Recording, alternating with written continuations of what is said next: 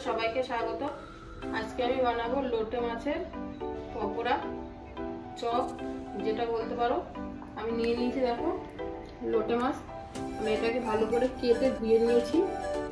প্রথমেই আমি একটা ব্যাটার বানিয়ে নেব। দিয়ে দিয়েছি দেখো বেসন, আর তার উপর থেকে 2 চামচ কর্নফ্লাওয়ার দিয়ে দিয়েছি, 2 চামচি ময়দা দিয়ে দিচ্ছি, হলুদ গুঁড়ো, লঙ্কার গুঁড়ো, লবণ, গোলমরিচের গুঁড়ো, আদা রসুন বাটা দিয়ে দিচ্ছি 1 চামচ। আমি এখন এটাকে জল দিয়ে ভালো করে মেখে নেব।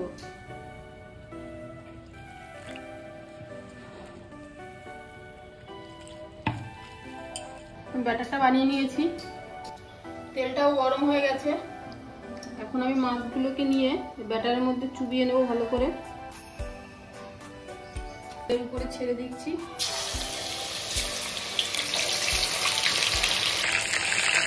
মাছগুলোকে এখন উল্টে দেবো।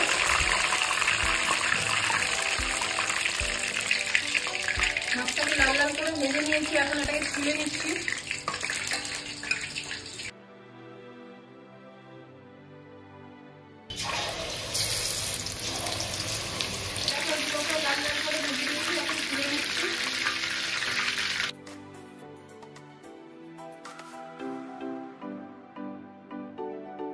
লোটে মাছের পকোড়া আমার ভাজা হয়ে গেছে। রেসিপিটা যদি ভালো লাগে তাহলে কমেন্ট করে অবশ্যই জানাবেন। তাহলে দেখা হচ্ছে পরের রেসিপি।